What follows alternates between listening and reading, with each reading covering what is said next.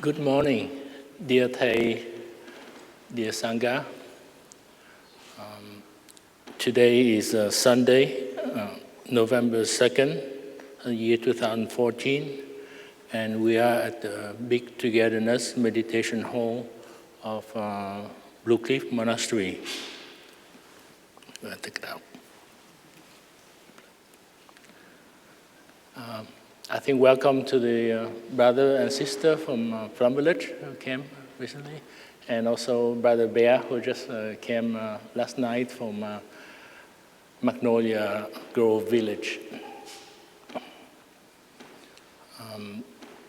Last night also we have a change of hour. We have a fall back 1 hour, so we benefit from an extra hour of sleep.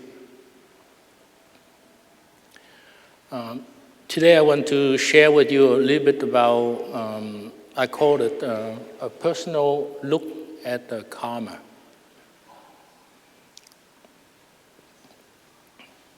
I think we all have some basic needs, like the desire to continue toward the future, and that means having a family, having children to continue us, the basic desire to love somebody, to take care of somebody,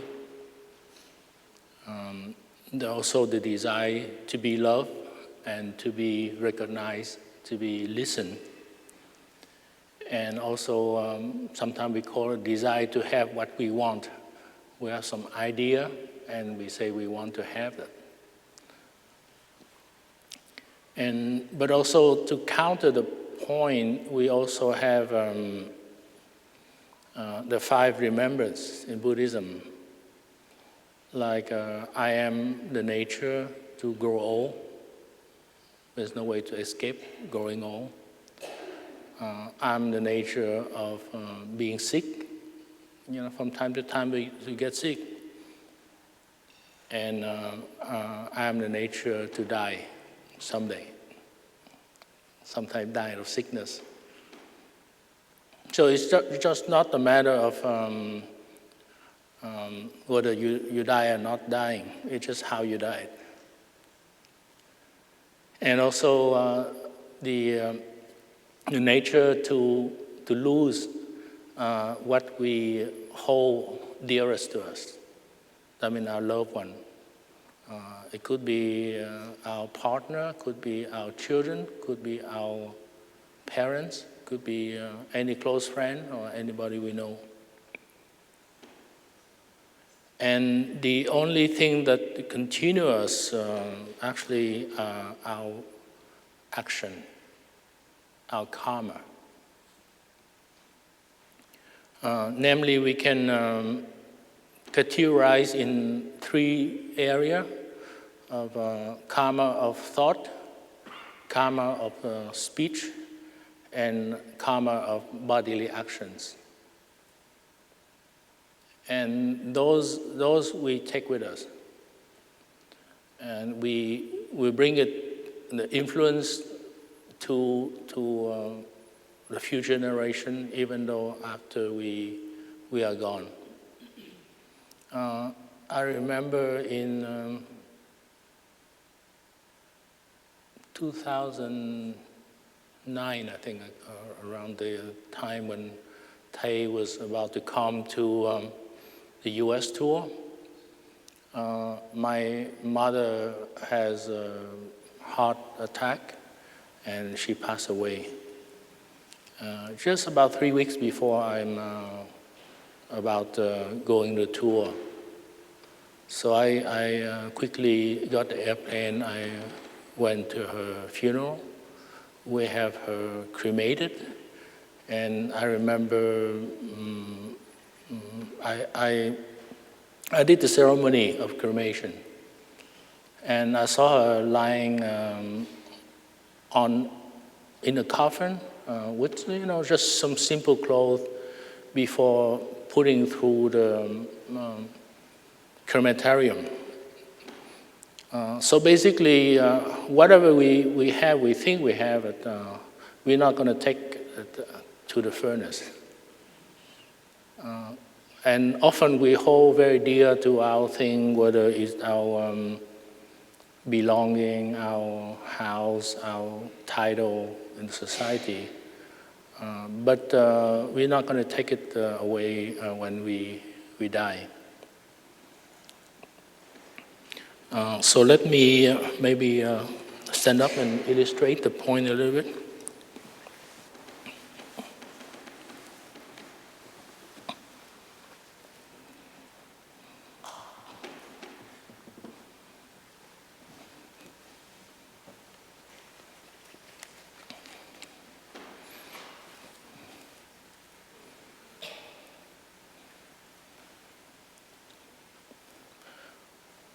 So we talk about the three aspects of the karma.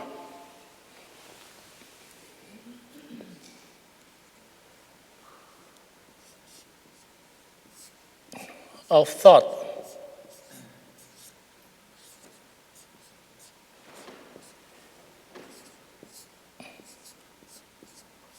of speech,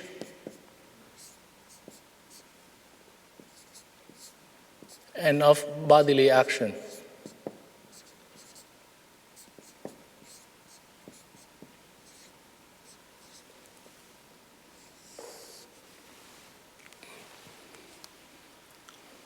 And also I want to put it to you also, when I'm shared to you, having to do with two dimensions, the historical dimension as we know it, Buddhists, we see it all the time, and the ultimate dimension.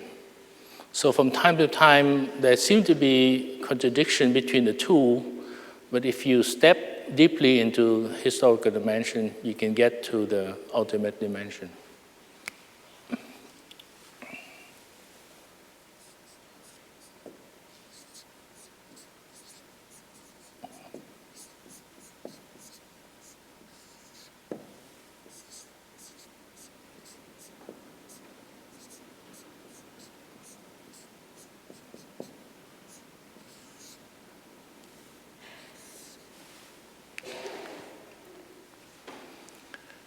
And our practice here is always the deep practice of mindfulness, concentration, and insight.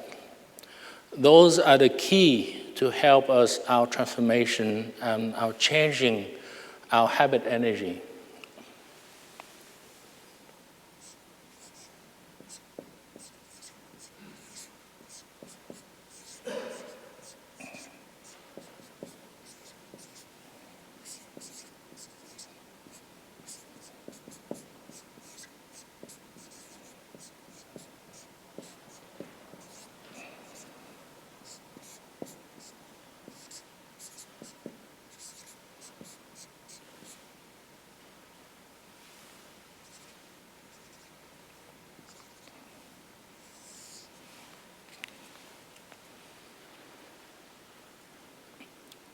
So I'm going to use the Noble Eightfold Path, but I'm going to illustrate it through my own family personal experience.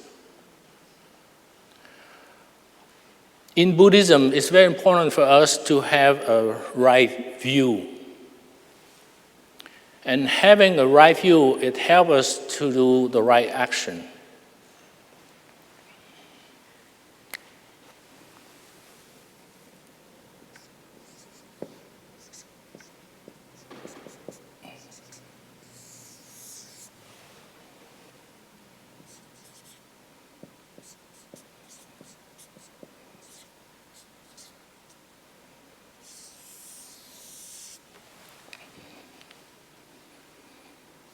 And then if we guided our life in such a way, we can change our surrounding by using what we call a right livelihood. We change our environment, we change our profession.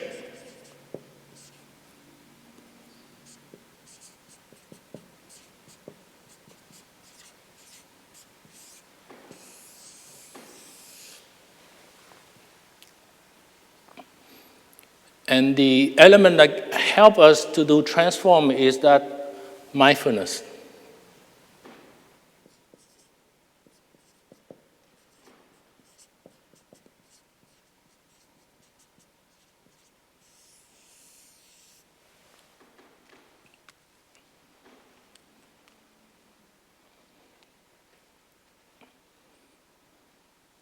So let us go back in time. It's an important point of my life. Namely, is April 30th, 1975.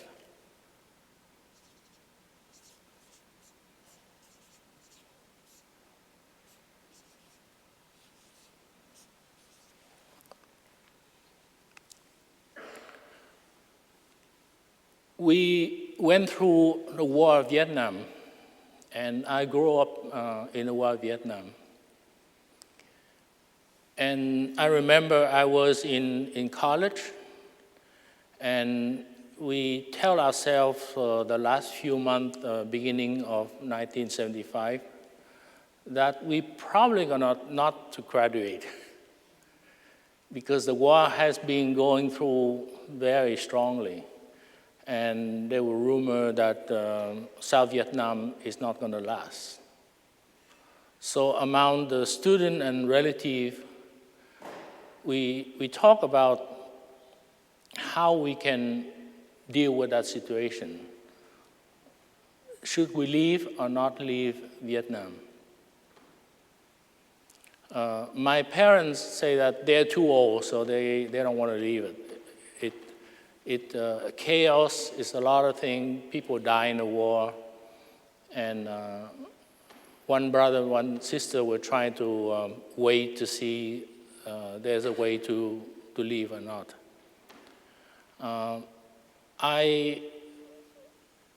Somehow I got the mind that I want to leave Vietnam. I don't want to stay. And there's a series of thinking that lead me to that.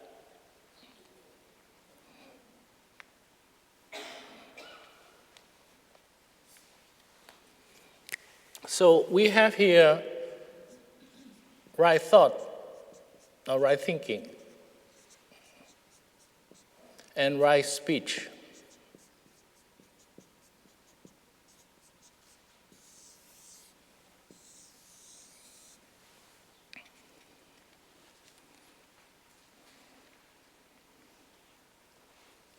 So those are the three elements of we talk about the karma here.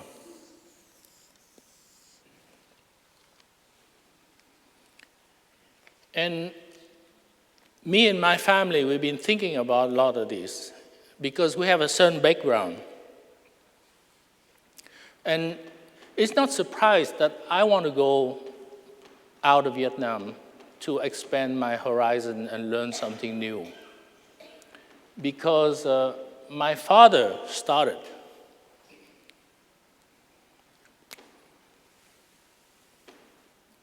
From 1922 until 1925, my father took the boat and go to France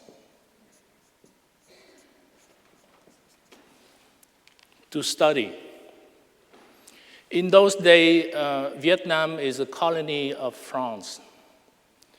And we tried to gain our independence, and it's very difficult because France is very strong. And we tried to learn technology. Some of the young men and women went to Japan because they learned that the Japanese just won the battle against, I think it's China, Russia, something like that. And they start to develop technology through the Meiji Revolution, Meiji. And a number of young men decide that we need to go to Europe to learn where the French has that kind of strong technology, so we can persuade them somehow to gain independence. And Ho Chi Minh is one of them, and a few others. And my father was among some of the young men who really tried to get it. My great-grandfathers and grandfathers did not want my father to leave, but he felt that he needed to do something. So he went to France, to Paris, and he tried engineer other things, but finally in those days, there was a lot of development of photography. So he went to École des Beaux-Arts, and he studied photography. In those days, it's like the new internet nowadays. Everybody was excited about it.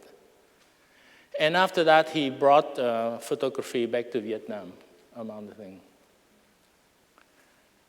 And he left at that time one of my elder sisters in Vietnam.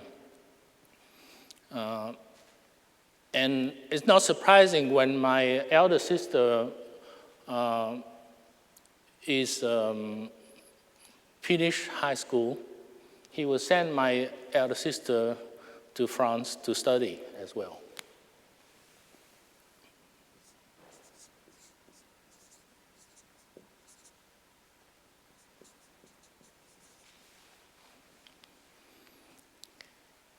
And in 1948, after Europe went through the Second World War and everything reestablished, my father decided to go to France to settle. So he brought all his family in 1948 until 1955. And they settled in Nice, a very nice southern France country, which had the climate almost like Vietnam.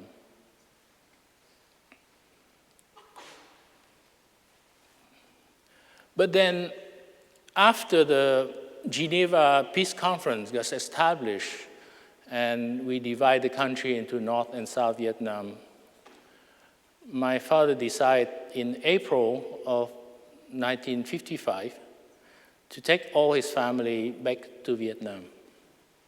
So here's an action here.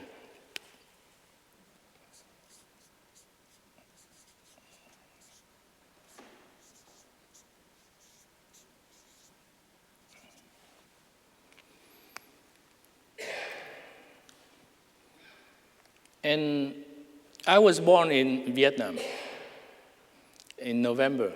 My birthday is coming soon. And if I think back, I probably was conceived in France. And not only that, but 3 of my brother, sister was born in Nice. So we talk about a very international family. But why he did decide to move back to Vietnam? And in a sense, I benefit from that because then I know my history, a culture of Vietnam. I can speak and understand Vietnamese. It was a difficult time because they have a Vietnam War going on the whole time. And a lot of people kill each other, just like in Syria or Iraq or something now. So to me, we shouldn't really underestimate every action, whether body action, speech, or thought. And those decisions to move from one country to the other is not something to take it lightly. They need to have a series of thinking. And this is, and in those days, we didn't know Buddhism. Of course, now we know. But to me, I think my family benefits from a lot of right thinking. I think my father, mostly, he was allergic to institutionalized religion. And most of our brothers and sisters, including me, we are allergic to institutionalized religion. We're pretty much liberal. But throughout the life of my father, most of the things he cared a lot about is kindness.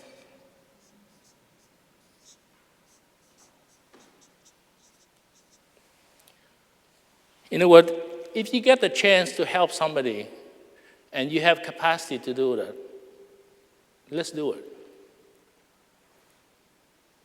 And the other one, even though he didn't mention, but for me, most of the time, is the truth.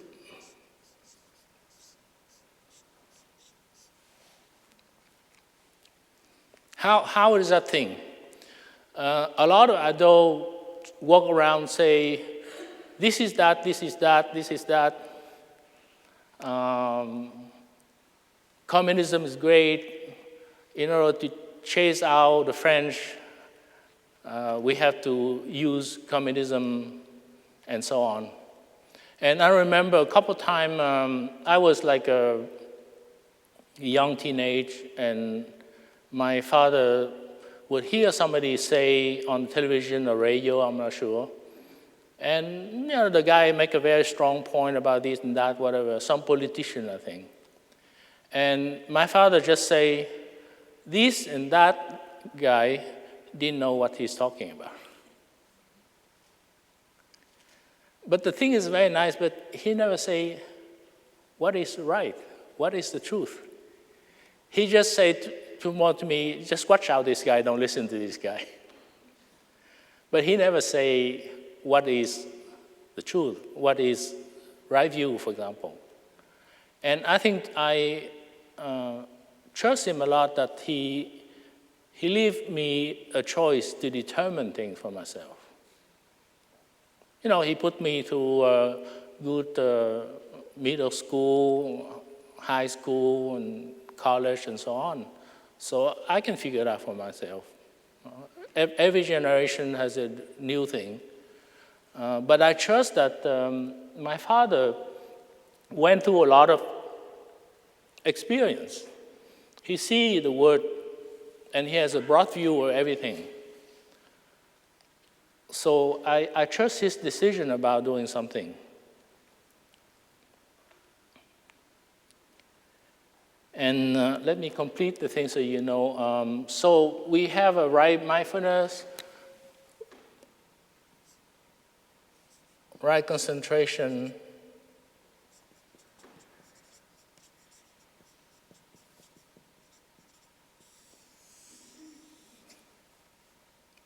and right insight, which is right view.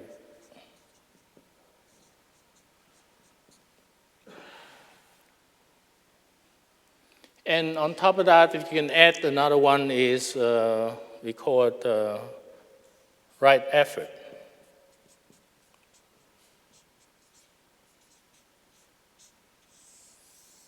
A right diligence.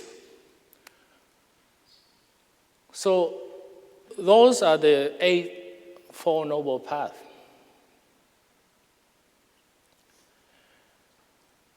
When I came to the US, I decided to follow and study college. And my father is in business, in import-export. So naturally, I just follow the path of study computer science, pre-law, Chinese, and finally I settled on business administration. So I start working in banking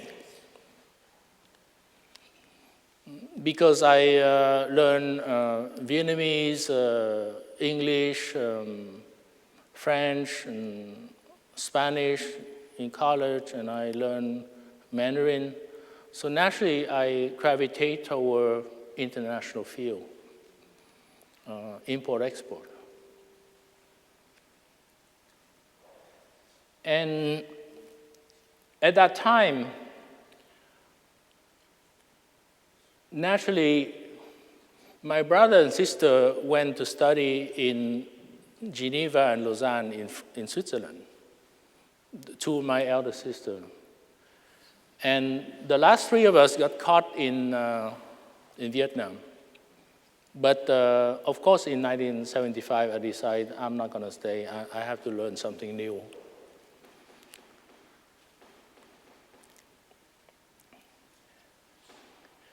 And at that time, Plum Village got formed in 1982, 83.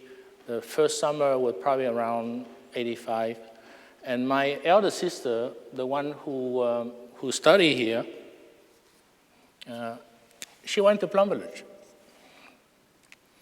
And she talked about it, and my mother, who migrated in 1982 to Switzerland, also decided to go to Plum Village as well.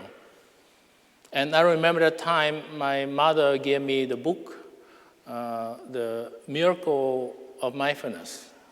In French, they call Le Miracle, c'est de marcher sur la terre. I have in my library, but I have a lot of other books to study. And once in a while, I just look, but in 1992,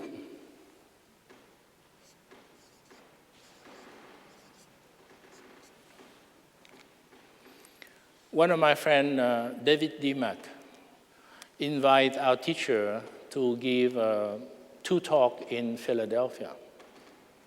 Just 2 public talks. And I thought, well, that's the author of the book I have in my library. Maybe I should come and listen to him to see what he has to say. So that was my first encounter with our teacher in Philadelphia. And this time I really have an understanding of mindfulness through direct experience. Not through some kind of book, but just to see how our teacher moved, how he walked, how he talked, and how he give like a Dharma talk or speech. So to me, a direct experience is very important. I think it helped to read. I mean, as a result of that, I bought 10 books about teacher, and I started reading a lot. And the more and more I read, I find that this is something really, this person walked the talk. He really practiced what he says. And before I read Japanese Zen, and it doesn't make a lot of sense to me. But the way our teacher explained it is very simple, it's very concrete, and very practical in daily life. So in 1995, I joined the local Sangha, and I went to Omega retreat in 1995.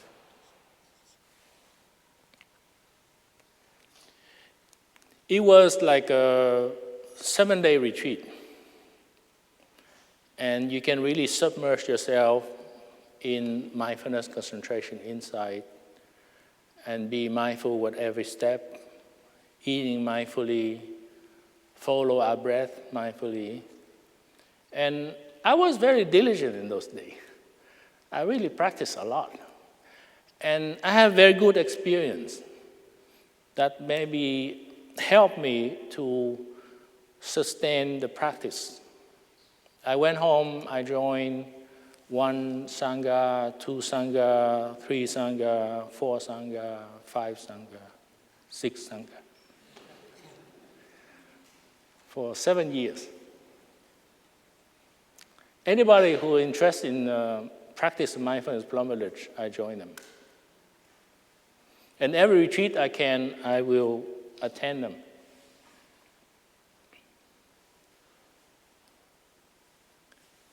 So you see that there is an element of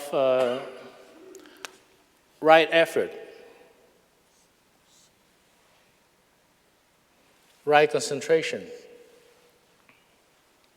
and of course, help with right thinking. In the early day, I don't talk a lot because I'm a very shy person when I was young. I just observe people. This is how this is done. And then I look at some other people and say, maybe that's not the right way. Maybe there's a better way to do something. I benefit a lot because I'm the youngest family of 7. And all my brother, sister are older than me. And they went to study and they have a lot of experience. And I just observe them, I learn from them.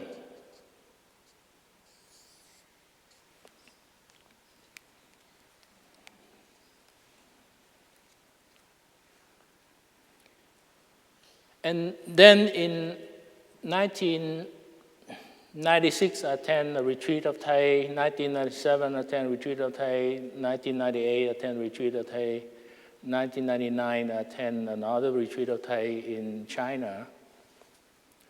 It was 21 days to the root of Zen.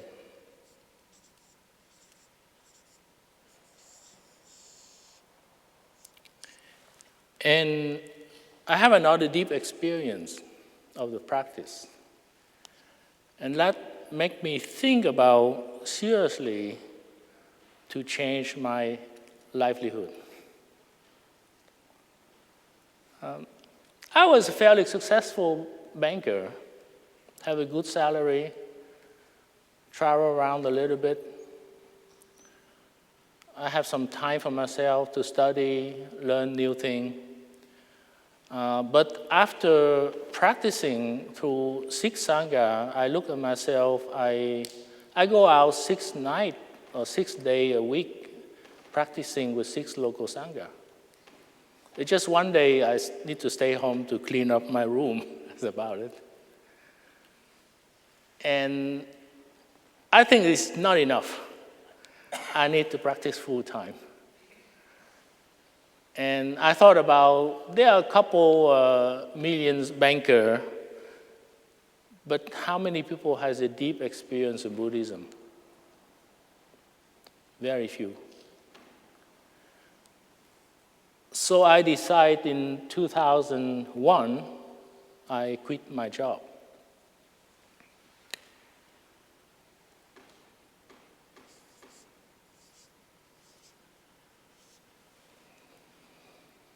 And I went to Plum Village 4 months at a time, practicing, cleaning up my apartment and all kind of thing. And in 2003, I became a novice monk. Because I need to go about investigating first. I'm not going to jump into something very quick. After 1999, also I went to Plum Village in 21-day retreat in 2000 just to check it out, how the monks and nuns live and what is the practice, besides being on a tour, which we have been doing in the US. So of course, after I become a monk, then I got the chance to practice a lot, mindfulness, concentration, insight. A lot. Listen a lot to the Dharma talk of Thay, learning from inside of all the brothers and sisters. And I think it's easier to practice as a monastic. But the reason I want to share with you is really, if as a lay friend, you really want to practice, you can practice very deeply. You don't have to become a monastic in order to have a deep experience. But then you have to have a commitment to really concentrate on the practice. Put your personal affairs beside and devote more time to the practice. We are run by our habit energy a lot. And I see some lay friends who came here who've been transformed and devote more time to the practice. Thay and his family, they just came for the first time, a couple of times, and they changed. And they make the commitment almost every Sunday. They bring their family, their children are here. The same way this young lady came backpacking, and she kind of liked us, so she decided to stay here and witness a few retreats together. So Steve, I'm not sure he's around, he moved his family from Maine to become close by to practice. So to me, we went through historical dimension a lot. All the up and down, the sickness, everything. But once in a while, you need to try to really have a breakthrough.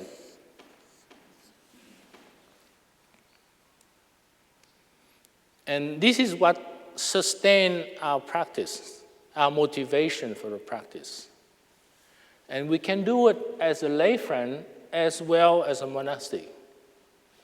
Of course, you have to change your habit energy, your way of living. We have a few lay Dharma teachers who really devote their life to the practice and teaching. And I'm not sure, sometimes you get the chance to meet some of them. They even give a better Dharma talk than we do, because they give it the talk regularly in front of a big audience. What our monastic doing here is we have a community. We depend a lot on the synchronization or harmonization of a collective energy when we interact with each other. So it's just like 1 or 2 or 3 magnets being together create a strong magnetic field. And it easily influence other people.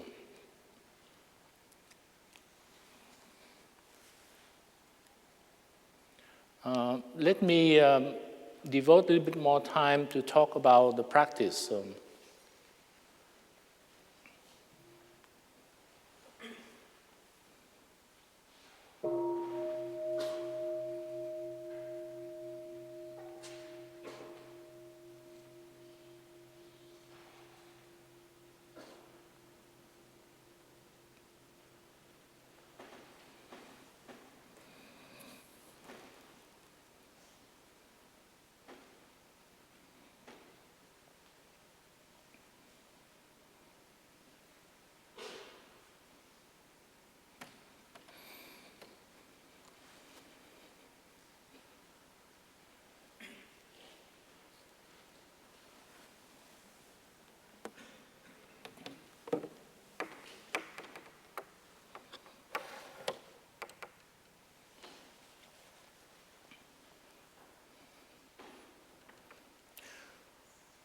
So this involves a lot.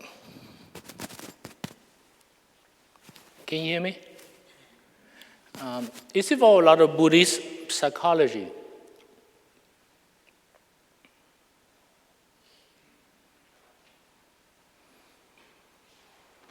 To change our practice, our way of life, we have to change the lenses.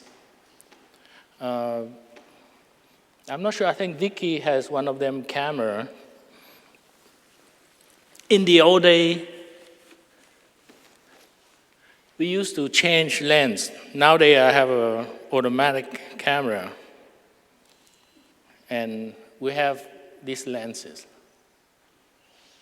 And everything we see, our eye in contact with an object, or we hear anything is influenced by the clarity of this lens.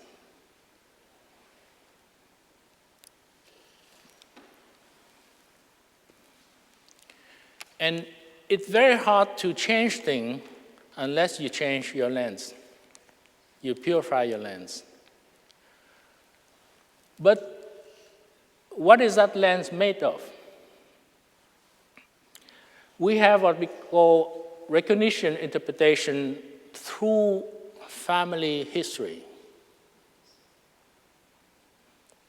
And of course, your own personal history since you are a baby, an infant, even when your mother carried you in her womb.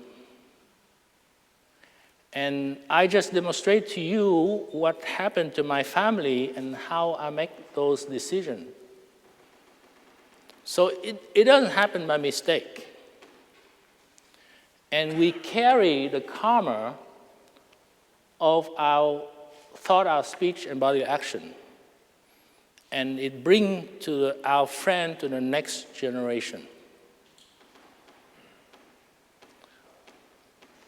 I used to be in banking.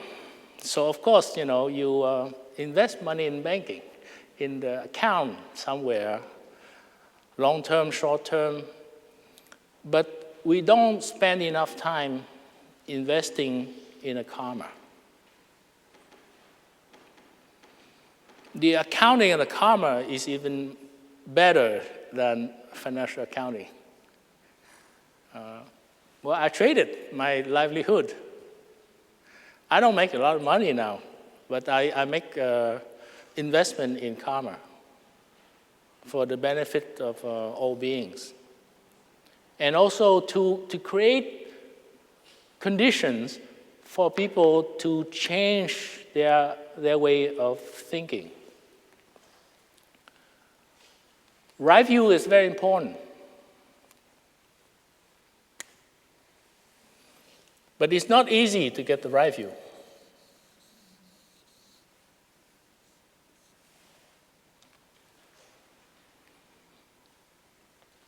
The lens of the camera that we carry with us is very thick and cloudy from our past experience.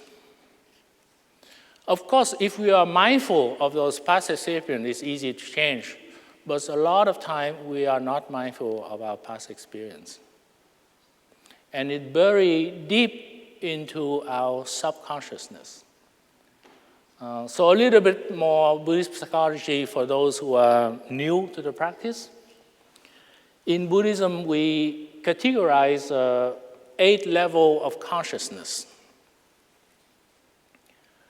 So this part down here is the storehouse consciousness, the subconsciousness, that all the lineage of our ancestors carry, including our own. Everything we say, we do, we record it just like that video camera.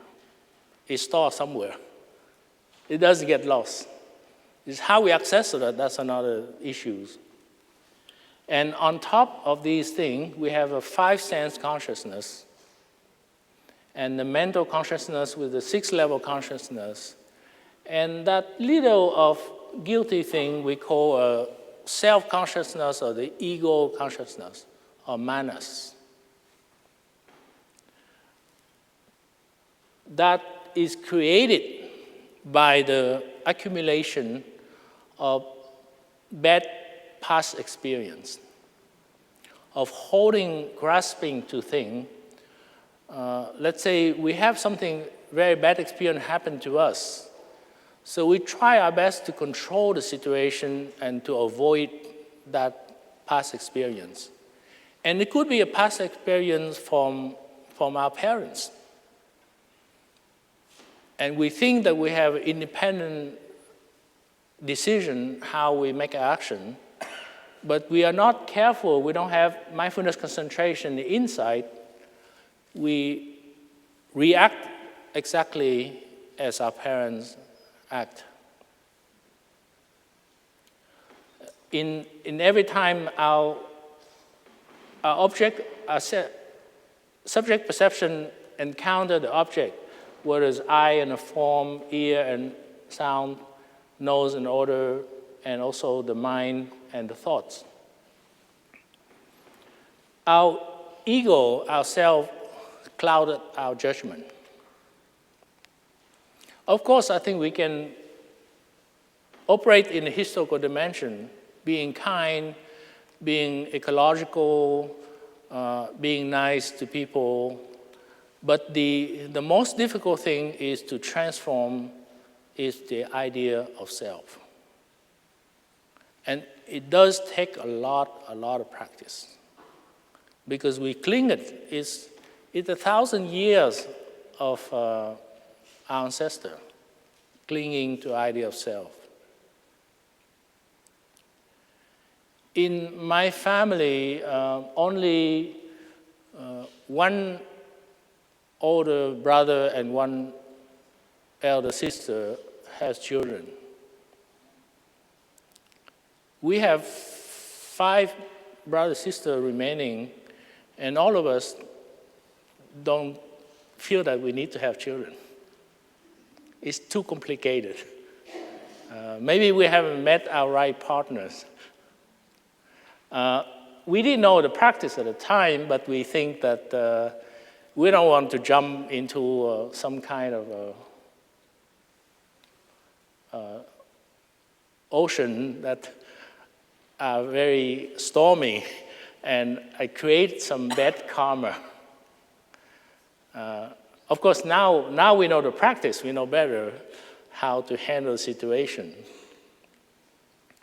But it's possible to continue ourselves through our thinking, through our speech, and through our bodily action.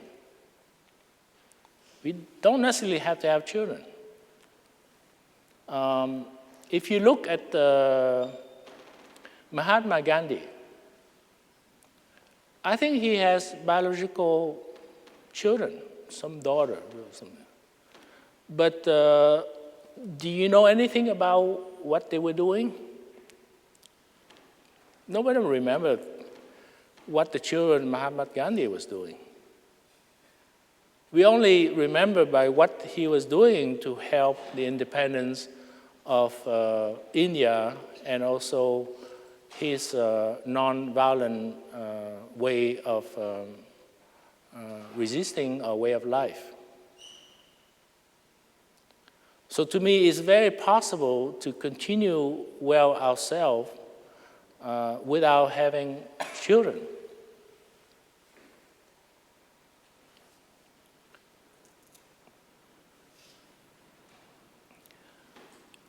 So when we see things, we analyze, we recognize, we interpret them based on our past experience. And not all of our experience are good experience. And it can cloud our judgment. We overreact, we react too quickly, we are subject to our strong mental formation that anger, fear, anxiety, pride, you name it. And also the good mental formation, like mindfulness, concentration, insight. So the idea is to have a mindfulness, concentration, insight in our daily life, and to reverse the action. Basically, when we not mindful, and we encounter sometimes we call trauma. I think we are about to have a veteran retreat. And we talk a lot of veterans have a post-traumatic syndrome. When it builds up over here, it distorts our sense of reality, how we perceive it. And of course, it also thickens this manas consciousness, a stronger idea of self. our ego.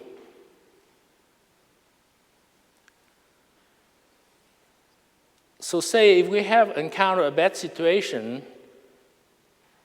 we prevent it, and we only water the seeds of bad seeds of anger, of fear, anxiety. But we never allow the good seed of mindfulness, concentration inside to come up, or kindness. So the idea is we need to help to circulate this psyche a couple times.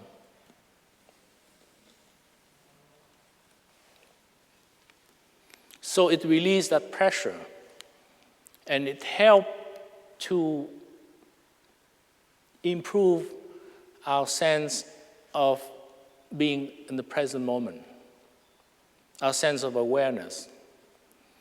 And the reason why most of you are here, because we see that there's some benefit to coming to a Sunday, a weekend, a retreat, because it helps us to circulate that thing, that psyche. So as a result, the more we practice it,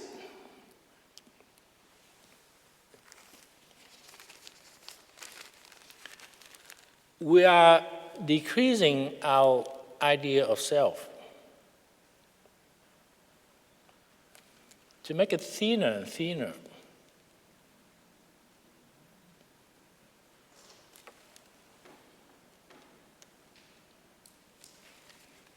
I think we probably are not going to totally make it disappear, because as long as you have your body, you still have a sense of conservation of the body.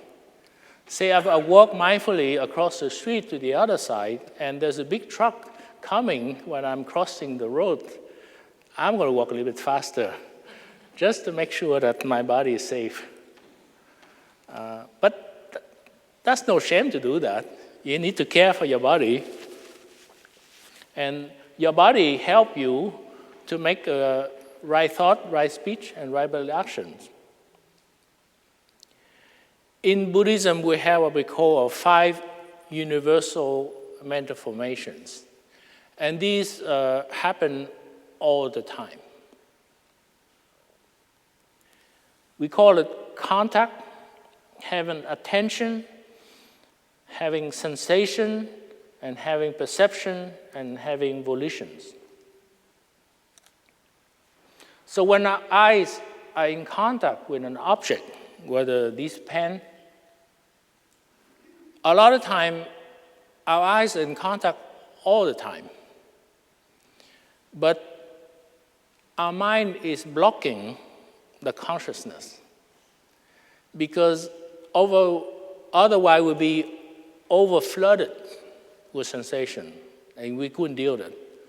There are some patients, something who has some kind of trauma, and suddenly the sensation doesn't get filtered, and they get overloaded with information.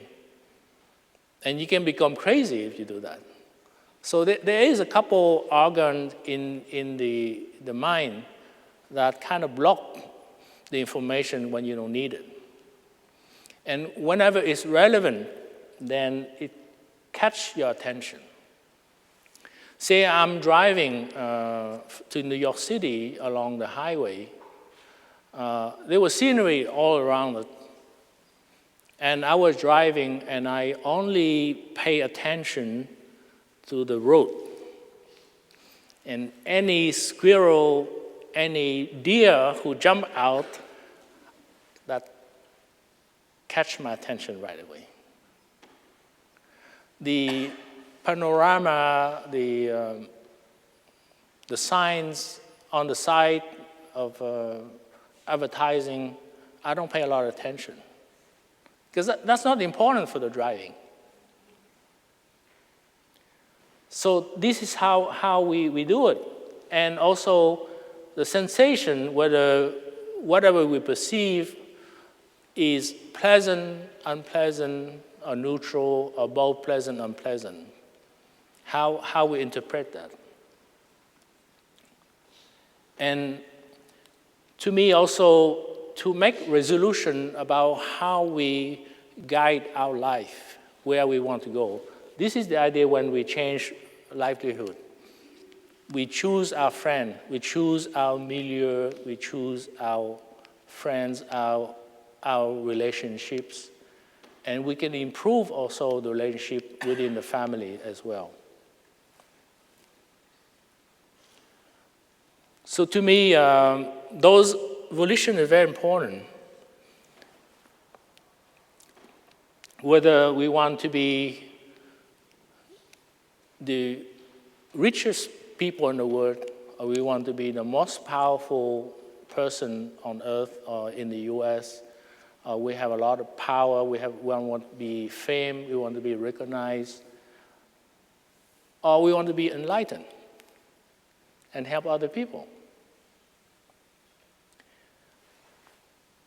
So when we don't pay attention, we have all those 5 universal mental formations working all the time.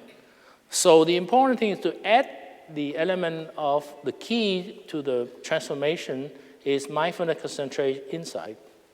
And you can influence right to get what we call appropriate attention.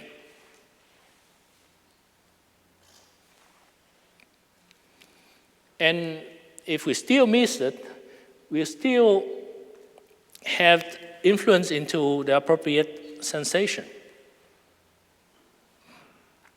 We choose to water the seeds of pleasant feeling and not nagging, this is not wrong. Some people have habit energy do it all the time. Today is cloudy, not sunny. And even if you miss that, you can still using mindfulness concentration insight to influence into appropriate perceptions. We see somebody doing something wrong that we think is wrong, and we say, that's no, they shouldn't be doing it. But we don't take the time to look deeply into why the person do such a thing. What's the background of that person? Why does the person feel fearful? Why does the person feel anxiety when there's nothing that threatens the person in this meditation hall? And through deep looking, we able to change our perception, our consciousness, and have compassion for that person and help that.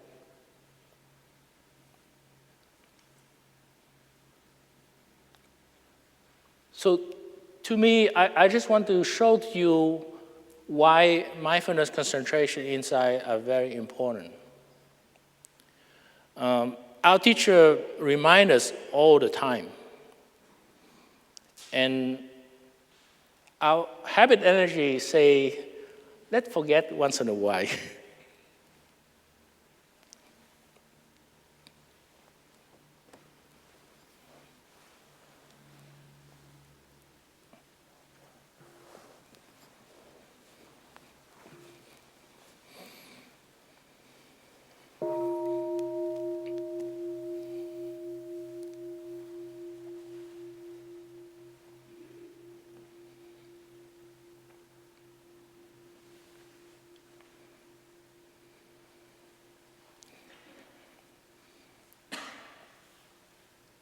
So once in a while, we fell off our horse of mindfulness, but we climb back into the horse and practice again. And having a lot of people practice around you help a lot. And we all have our strength and our weakness. Like I say, I don't talk a lot. I just observe people. I try to see where is the truth. And I remember when I received a 5 mindfulness training from Thay, I wrote in my application, I just say one simple sentence, I'm in search of the truth. And I think probably Thay Phap Khong, I'm not sure, my mentor, and you he gave me the name is Search for the Heart, meaning the Heart Sutra here. The heart of insight, of understanding.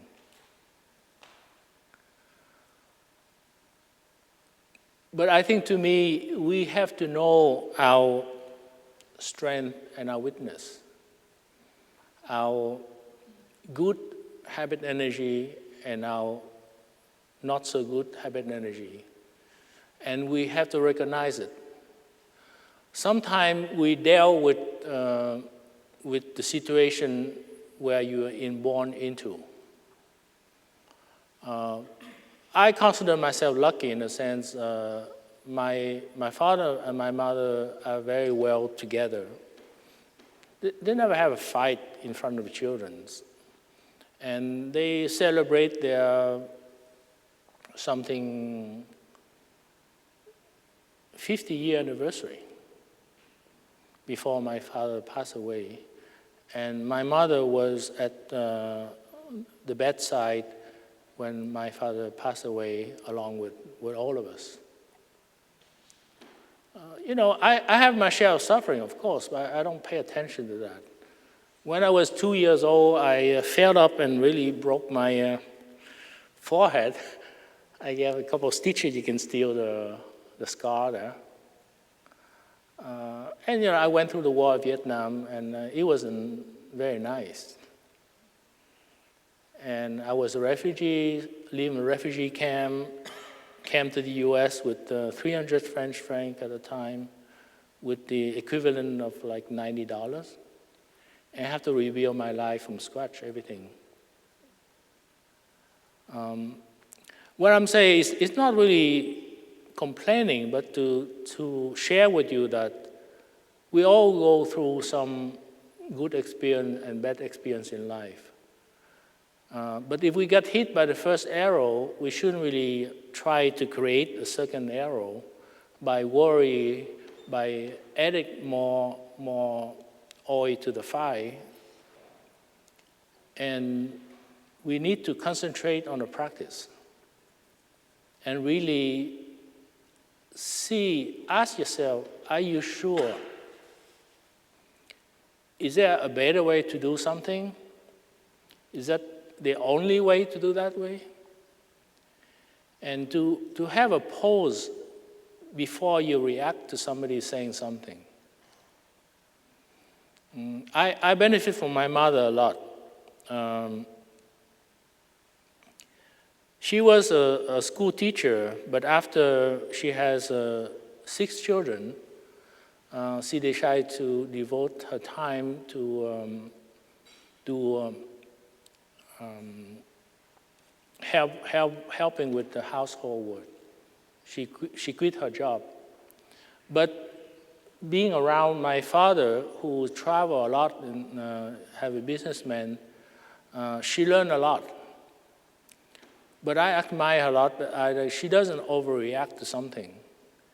She witnessed things, she waits her time, and when appropriate, she will come later and she will share with me what her insight about situation and so on. And I think the role of the monastic really, we devote our life to that. We have our fun, of course, but I think to stay concentrated, to hold on to our volition, sometimes we call bodhicitta, and really to have a deep experience.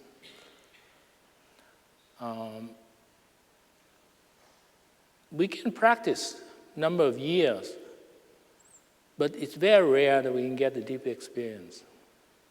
But we have to allow the opportunity to encounter such experience. Otherwise, we never get out of the wood.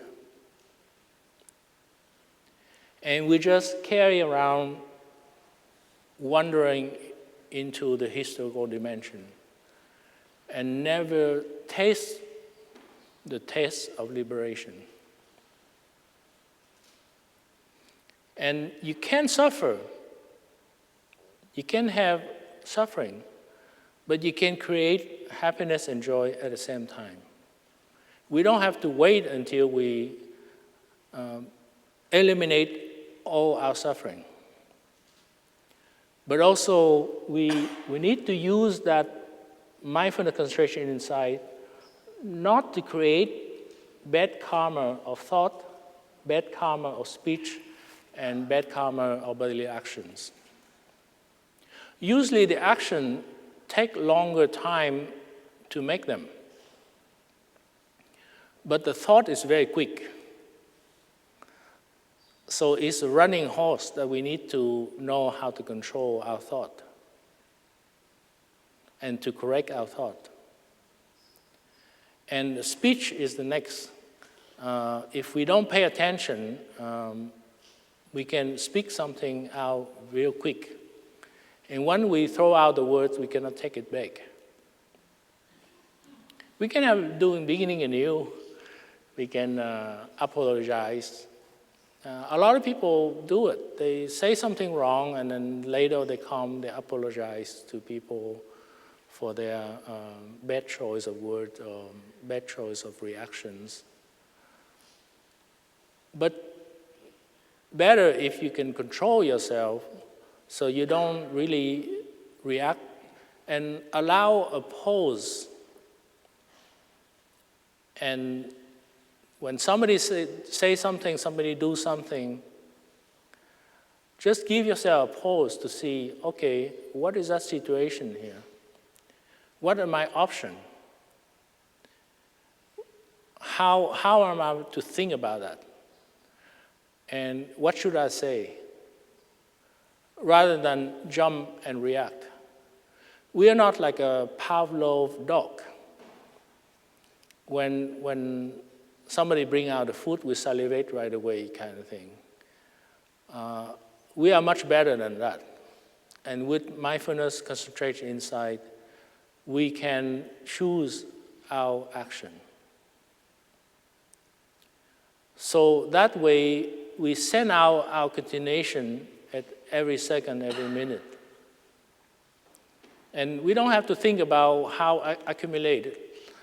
That's the nice things about the account of mindfulness is you don't need to have a manager to invest into how we get the reward or the rate of return. We just practice and joy and happiness come naturally back to us at the same time. So dear friend, I just want to summarize what I share with you this morning.